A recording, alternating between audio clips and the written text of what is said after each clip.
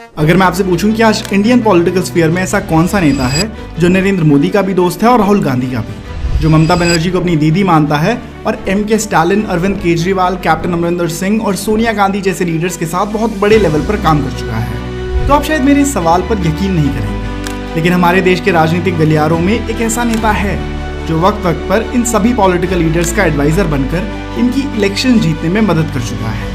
मैं बात कर रहा हूँ प्रशांत किशोर की, जो अब तक एक इलेक्शन स्ट्रैटेजिस्ट के रूप में कई इंडियन इलेक्शंस में हिस्सा ले चुके हैं। एक इलेक्शन स्ट्रैटेजिस्ट का काम होता है डेटा का इस्तेमाल करके ये प्लान करना कि इस बार उनके नेता को किस तरह लोगों के सामने लाया जाए, किस तरह के मुद्दे उठाए जाएं और किन मुद्दों पर वोट्स मांगी जाएं। जो व्यक्ति इस सब प्लानिंग को सबसे बेहतर ढंग से कर पाता है उसी को इलेक्शन स्ट्रैटेजिस्ट कहते हैं, और इत्तेफाक से प्रशांत किशोर देश के सबसे अच्छे इलेक्शन स्ट्रैटेजिस्ट माने जाते हैं, जिन्होंने 2014 में नरेंद्र मोदी को लोकसभा चुनाव जीतने में मदद करी थी। तो आज के इस वीडियो में हम यही जानेंगे कि आखिर प्रशांत किशोर एक इलेक्शन स्ट्रैटेजिस्ट बने कैसे, और फिर कैसे नरेंद्र मोदी ने उन्हें अपने साथ काम करने के लिए अमेरिका से बुलाया, कैसे उन्होंने 2014 इलेक्शंस में मोदी के नाम को घर घर पहुंचाया, और फिर कैसे उनको एक वक्त पर मोदी से अपना रास्ता अलग करना पड़ा, और कैसे आज प्रशांत किशोर बिहार के ग्राउंड पर जाकर बिहार की फ्यूचर पॉलिटिकल डेस्टिनी को बदलने की तरफ मेहनत से काम कर रहे हैं। तो आइए let's unveil the story of the mastermind of Indian politics, Prashant Kishor. ये कहानी शुरू होती है बिहार के बक्सर जिले से, जहां बड़े होते हुए प्रशांत किशोर पढ़ाई में कम और दूसरी चीजों में ज्यादा ध्यान देते थे। प्रशांत के पिता डॉक्टर थे और वो शुरू से ही प्रशांत पर पढ़ाई के लिए खासा जोर देते थे। तेज दिमाग था, इसलिए कम पढ़ाई में भी अच्छे मार्क्स ले आते थे। मैथ्स इनकी बचपन से ही बड़ी मजबूत थी और यही सब्जेक्ट इन्हें सबसे ज्यादा पसंद भी था। नंबर्स का जोड़ घटाव करना इन्होंने अपनी जिंदगी के अर्ली ईयर्स में ही सीख लिया था और यही आगे चलकर इनके काम भी आने वाला था। 12th के एग्जाम्स दिए तो मैथ्स का रिजल्ट ऐसा आया कि सब देखते रह गए। 150 में से 148 मार्क्स लाकर प्रशांत ने खुद को और दूसरों को ये साफ दिखा दिया था कि इनकी मैथ्स में अंडरस्टैंडिंग एक्स्ट्राऑर्डिनरी है। यहाँ पर इनके पिता ने इन्हें वही traditional route of education follow करने को कहा जो आमतौर पर हर इंडियन स्टूडेंट को कहा जाता है कि जेईई देकर इंजीनियरिंग करो और फिर सिविल सर्विसेज का एग्जाम निकालकर सिविल सर्विसेज ज्वाइन करो। प्रशांत के ऊपर प्रेशर तो था, लेकिन वो प्रेशर को डिफ्लेक्ट करना भी बखूबी जानते थे। उन्होंने तय करा कि वो इंजीनियरिंग ना करके दिल्ली यूनिवर्सिटी जाकर स्टैटिस्टिक्स की पढ़ाई करेंगे। इससे उनका कोर्स थोड़ा आसान भी होगा और साथ ही वो दिल्ली जाकर एक नई दुनिया देख सकेंगे। फिर प्रशांत किशोर दिल्ली आए, यूनिवर्सिटी में एडमिशन भी लिया, लेकिन फिर कुछ ही वक्त में जब उनकी तबीयत खराब हुई और उनका यहाँ इंटरेस्ट भी कहीं गायब होने लगा, तो यूनिवर्सिटी की पढ़ाई बीच में ही छोड़कर वापस बिहार चले गए। बिहार आकर अगले 3 साल तक प्रशांत ने अपनी पढ़ाई में गैप ले लिया। इस वक्त को प्रशांत याद करते हुए बताते हैं कि ये उनकी जिंदगी का एक बड़ा ही कठिन दौर था, जहाँ उनका अक्सर अपने पिता के साथ मतभेद होता रहता था, और वजह थी उनकी ग्रेजुएशन, जिसे वो छोड़कर आ गए थे। अपने पिता के कई बार कहने पर 3 साल के गैप के बाद प्रशांत फिर से ग्रेजुएशन करने का फैसला करते हैं और इस बार लखनऊ जाते हैं। लखनऊ से अपनी ग्रेजुएशन पूरी करने के बाद उन्होंने एक बार फिर 2 साल का गैप लिया और इन 2 सालों के बाद वो हैदराबाद गए, जहाँ से उन्होंने अपनी पोस्ट ग्रेजुएशन की। ये तो थी उनकी स्टूडेंट लाइफ, लेकिन अब उनका प्रोफेशनल जीवन शुरू होने वाला था, जो कि इस कहानी को अब और भी इंटरेस्टिंग बनाएगा। पोस्ट ग्रेजुएशन के बाद प्रशांत किशोर यूनाइटेड नेशंस की इंडियन विंग में जॉब पाते हैं और यूनाइटेड नेशंस को ज्वाइन कर लेते हैं। यहाँ जॉब पाकर यंग प्रशांत किशोर को जब मौका मिला कि वो बिहार जाकर पोलियो वैक्सीन के प्रोग्राम को ओवरलुक करें और वहाँ के ऑपरेशंस को मैनेज करें, तो प्रशांत किशोर ने झट से हाँ कह दिया और एक बार फिर बिहार आ गए। हम मिस्टर किशोर की कहानी में आगे भी कई बार देखेंगे कि इनका बिहार से जाने का और वापस बिहार लौट कर आने का सिलसिला यूं ही चलता रहेगा। बिहार आकर उन्होंने यूनाइटेड नेशंस के पब्लिक हेल्थ प्रोग्राम में काम करा, जहां इनकी मुलाकात इनकी फ्यूचर वाइफ जानवी दास से भी हुई, जो कि एक डॉक्टर थी और वहां मेडिकल प्रोग्राम में हिस्सा लेने आई थी। स्ट्रैटेजी और मैनेजमेंट में प्रशांत बहुत अच्छे थे, इसलिए सिर्फ 2 साल तक उनके बिहार में किए गए काम से उनके सीनियर्स इतने इम्प्रेस हुए कि उन्हें यूनाइटेड नेशंस के दिल्ली ऑफिस में काम करने के लिए बुला लिया। ये यूनाइटेड नेशंस का इंडिया कंट्री ऑफिस था और यहाँ आना किसी के भी लिए एक बहुत बड़ी उपलब्धि मानी जाती है। यहाँ पर भी अच्छा काम किया तो इनकी अगली पोस्टिंग हुई यूनाइटेड नेशंस हेडक्वार्टर्स में। यूएन हेडक्वार्टर्स में काम करने के लिए प्रशांत अपने परिवार सहित अमेरिका के न्यूयॉर्क शहर जाकर रहने लगे। यहाँ आकर प्रशांत किशोर की जिंदगी में पूरी तरह से स्टेबिलिटी आ गई थी। यहाँ उनकी फैमिली थी, वो अच्छे पैसे कमा रहे थे और साथ ही यूएन में एक डिप्लोमेट भी बन गए थे। एक आम नौजवान को भला इससे ज्यादा और क्या ही चाहिए होगा, लेकिन प्रशांत किशोर का काम करने का तरीका कुछ अलग था।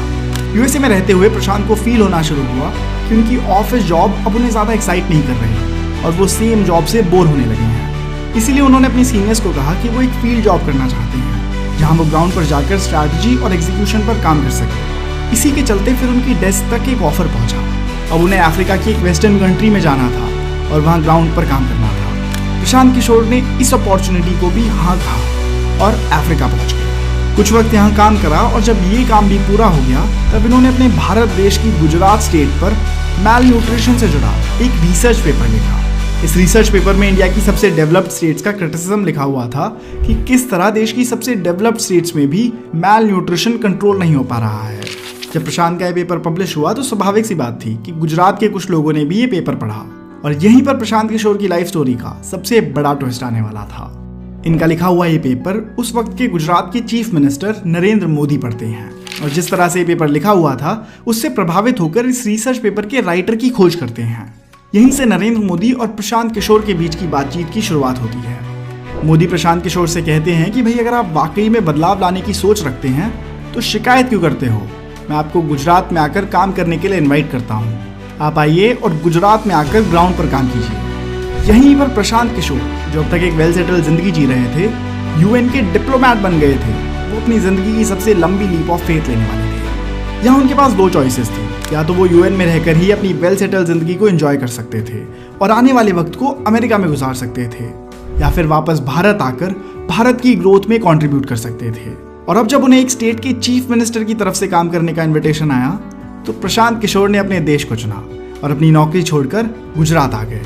ये साल 2011 की बात है जब नरेंद्र मोदी पहली बार प्रशांत किशोर से मिले और धीरे धीरे दोनों ने फ्यूचर पॉलिसीज और इलेक्टोरल पॉलिटिक्स को डिस्कस करना शुरू करा। अगले ही साल 2012 में गुजरात इलेक्शंस होने वाले थे, तो सबसे पहले प्रशांत किशोर ने इसी प्रोजेक्ट पर काम करना शुरू करा। प्रशांत ने मोदी की कई तरह से मदद करी। सबसे पहले तो उन्होंने मोदी को सोशल मीडिया की रीच का पोटेंशियल समझाया और उन्हें फेसबुक और यूट्यूब को यूज करके अपनी बात आगे रखने की सलाह दी। साथ ही नरेंद्र मोदी की कुछ स्पीचेस भी ड्राफ्ट करने का काम करा। जब इन स्पीचेस में सीएम मोदी को पोटेंशियल और मटेरियल दिखा तो वो बड़े इंप्रेस हुए और उन्होंने प्रशांत को अपनी स्पीच ड्राफ्टिंग टीम में जोड़ लिया। ऐसा कर करके प्रशांत ने नरेंद्र मोदी से रिस्पेक्ट और ट्रस्ट जीतनी शुरू करी और कुछ ही समय की बात थी कि दोनों की अंडरस्टैंडिंग इतनी बढ़ गई कि 2012 के गुजरात इलेक्शंस के लिए प्रशांत किशोर नरेंद्र मोदी के लिए ऑफिशियली एक इलेक्शन स्ट्रैटेजिस्ट बन गए। प्रशांत किशोर यहाँ से अपनी जिंदगी का एक नया चैप्टर शुरू करने वाले थे, इलेक्शन स्ट्रैटेजिस्ट। ये टैग प्रशांत किशोर के नाम से हमेशा के लिए जुड़ने वाला था। ये रोल पॉलिटिकल पार्टीज में इसके पहले नॉन एग्जिस्टेंट था और अब जो इलेक्शंस में होने वाला था ऐसा इंडियन पॉलिटिक्स में पहले कभी नहीं देखा गया था। प्रशांत किशोर का पॉलिटिकल जगत में आगाज इतनी तेज होने वाला था कि आज एक दशक बाद इन्हें भारतीय पॉलिटिक्स का चाणक्य भी कहा जाता है। ये गुजरात इलेक्शंस ऐसे पहले इलेक्शंस थे जिनमें प्रशांत किशोर ने इलेक्शन स्ट्रैटेजिस्ट की भूमिका निभाई और नरेंद्र मोदी को एक बार फिर गुजरात का चीफ मिनिस्टर बनाने में मदद करी। प्रशांत के इनोवेटिव आइडियाज और प्लान से इंप्रेस होकर मोदी ने 2014 लोकसभा इलेक्शंस के लिए इन्हें अपनी टीम में जोड़ लिया। अब मिशन था नरेंद्र मोदी को देश का प्रधानमंत्री बनवाना और इसके लिए जरूरत थी कि अब तक जहां वो गुजरात के लीडर के तौर पर जाने जाते थे, अब उनका लोगों के सामने ऐसा प्रोजेक्शन होना था कि देश भर से लोग उन्हें एक नेशनल लीडर के तौर पर देखने लगे। ये कैंपेन कई महीने चला और इसमें प्रशांत ने कई तरीकों से कंट्रीब्यूट करा। 2012 तक मीडिया में नरेंद्र मोदी की छवि भी बहुत खराब थी और कोई भी उन्हें इंटरव्यूज नहीं देना चाहता था। इस प्रॉब्लम को टैकल करने में भी प्रशांत ने उनकी मदद करी और ऐसी स्ट्रैटेजी बनाई कि देश भर से नरेंद्र मोदी को एक्सेप्टेंस मिलनी शुरू हो गई। सबसे पहले तो उन्होंने सोशल मीडिया के इस्तेमाल को और बढ़ चढ़कर यूज करने की सलाह दी, जिसके बाद ही नरेंद्र मोदी के यूट्यूब और फेसबुक पर वीकली अपलोड शुरू हुए, जहां उनकी स्पीचेस अब डायरेक्टली यूट्यूब के जरिए लोगों तक पहुंच रही थी। इसके साथ ही 2013 में प्रशांत किशोर ने अपने दूसरे को फाउंडर्स के साथ मिलकर सिटीजन्स फॉर अकाउंटेबल गवर्नेंस की शुरुआत करी, जिसमें कि एक आम आदमी भी आगे आकर पॉलिटिक्स में हिस्सा ले सकता था और इससे पॉलिटिकल पार्टिसिपेशन बढ़ने लगी। इसी के साथ कई इनोवेटिव कैंपेन्स किए गए ताकि नरेंद्र मोदी को देश भर में प्रमोट करा जा सके, जैसे कि चाय पे चर्चा, 3D हॉलोग्राम रैलीज और रन फॉर यूनिटी। 2014 में लोकसभा चुनाव होते हैं, बीजेपी को बड़ी जीत मिलती है और नरेंद्र मोदी देश के प्राइम मिनिस्टर बनते हैं। इसी के साथ प्रशांत किशोर अपने मिशन में सक्सेसफुल साबित हुए और उनका ये सबसे बड़ा प्रोजेक्ट अब फिनिश हुआ। इलेक्शन रिजल्ट्स के कुछ ही महीनों बाद प्रशांत किशोर नरेंद्र मोदी के कैंप से थोड़ी दूरी बना लेते हैं और अपने अगले प्रोजेक्ट की तरफ बढ़ चलते हैं। यहाँ उनकी सेपरेशन की वजह उन्होंने ये बताई कि इलेक्शन के पहले प्रशांत किशोर ने भारतीय ब्यूरोक्रेसी में लेटरल एंट्री लाने की बात करी थी और मोदी जी ने इस बात से एग्री भी किया था, लेकिन पीएम बनने के तुरंत बाद क्योंकि कई सारे प्रोजेक्ट्स पर काम हो रहा था तो लेटरल एंट्री के मुद्दे पर पीएम मोदी थोड़े हेजिटेंट दिखे और इसी बात को संकेत समझ प्रशांत किशोर ने तय करा कि अब उन्हें अपने अगले प्रोजेक्ट की तरफ रुख कर लेना चाहिए। 2014 के नवंबर महीने में फिर प्रशांत किशोर नीतीश कुमार से मिलते हैं और यहाँ पहली मुलाकात से ही दोनों की अंडरस्टैंडिंग सही बैठ जाती है। यहाँ से फिर नीतीश कुमार प्रशांत को अपने कैंप में आने के लिए इन्वाइट करते हैं और फिर यहीं से प्रशांत एक बार फिर अपना रुख बिहार की तरफ करते हैं और 2015 के बिहार इलेक्शंस में नीतीश कुमार के लिए इलेक्शन स्ट्रैटेजिस्ट बनने का काम करते हैं। प्रशांत किशोर की ग्राउंड की समझ और इलेक्शंस की समझ इतनी ज़्यादा थी कि उन्होंने नीतीश कुमार को ये इलेक्शन जीतने में मदद करी और फिर नीतीश कुमार ने सीएम बनने के बाद प्रशांत किशोर को advisor for planning and programme implementation बना दिया। इस पोजीशन पर आकर अब प्रशांत किशोर पहली बार किसी सरकार में रहकर काम कर रहे थे। यहाँ रहकर उन्होंने बिहार की राजनीति को और गहरे ढंग से समझा। उनको समझ आया कि कैसे एक आइडिया और इम्प्लीमेंटेशन के बीच कई लेयर्स होती हैं और कोई भी पॉलिसी डिसीजन लेने पर कितने डाइवर्स तरह के रिस्पॉन्स लोगों से मिलते हैं। अगले 2 सालों तक बिहार में ही काम करा और फिर वो अपने अगले इलेक्शन स्ट्रैटेजी के प्रोजेक्ट पर चले गए।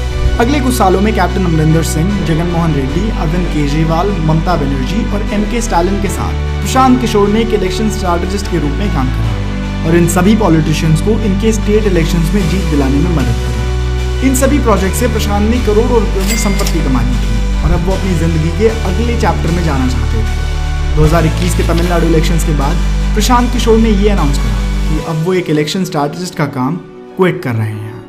2011 से 2021 तक प्रशांत किशोर इंडिया में रहे, अलग अलग स्टेट्स में पॉलिटिक्स की हाईएस्ट लेवल पर ऑपरेशंस देखे, जगह जगह जाकर लोगों की समस्याएं सुनी और उन्हें समझने की कोशिश करी। जब वो पॉलिटिशियंस की इलेक्शन जीतने में मदद करते थे तो वो पाते थे कि जितना काम इलेक्शन के वक्त होता है वही नेता जिसे उन्होंने जिताने में मदद करी है वो बाद में कंप्लेसेंट हो जाता है और ग्राउंड पर ज्यादा कोई बदलाव नहीं आता। और इलेक्शंस में अक्सर नेता तो जीत जाता है लेकिन इस सब के बीच हार जाती है जनता, जहां साल दर साल उन्हें सिर्फ झूठे वादे मिलते हैं। और ये समस्या प्रशांत किशोर की होम स्टेट बिहार में तो और ज्यादा गंभीर है। बिहार आज देश का सबसे पिछड़ा राज्य माना जाता है। बिहार आज डेवलपमेंट के मैट्रिक्स पर सबसे पिछड़ा राज्य है और पिछले कितने ही दशकों से यहाँ के नेताओं ने यहाँ की पब्लिक को लूट कर अपनी जेबें भरी हैं और इंफ्रास्ट्रक्चर के मायनों में यहाँ कोई काम नहीं हुआ है। जब प्रशांत किशोर को ये प्रॉब्लम बिल्कुल करीब से दिखी तो उन्होंने तय करा कि वो खुद ही इसका जिम्मा उठाएंगे और अपनी आगे की पूरी जिंदगी बिहार को आगे बढ़ाने की तरफ डेडिकेट कर देंगे। यहीं से इन्होंने जन स्वराज की शुरुआत करी जो आगे चलकर बिहार की एक पॉलिटिकल पार्टी बनेगी। अभी प्रशांत किशोर बिहार की पदयात्रा पर हैं जहां वो गांव-गांव जाकर अपना मैसेज लोगों तक पहुंचा रहे हैं और उन्हें उनकी वोट की इंपॉर्टेंस को लेकर जागरूक कर रहे हैं। आज बिहार का नौजवान रोजगार ढूंढने के लिए दूसरे स्टेट्स में जाकर काम करता है जिससे बिहार के गांवों में नौजवानों की संख्या काफी कम है और उनका परिवार पीछे छूट गया है। इसी बिहार के टैलेंट को बिहार में वापस लाने की तरफ और बिहार की ग्रोथ स्टोरी से जोड़ने के प्रयास में प्रशांत किशोर लगे हुए हैं। हमें पूरी उम्मीद है कि अगर प्रशांत किशोर के पास बिहार में पॉलिटिकल पावर आएगी तो वो जरूरी बिहार के ऊपर से पिछड़े हुए राज्य के टैग को हटा देंगे। आपका प्रशांत किशोर के ऊपर क्या ओपिनियन है हमें कमेंट्स में जरूर बताइएगा। अगर आप ऐसी वीडियो पहली बार देख रहे हैं और ऐसी और वीडियोस देखना चाहते हैं तो दोस्तों इस चैनल को सब्सक्राइब कर लीजिए कि मैं आपके लिए ऐसी वीडियोस लाता रहूँगा। धन्यवाद।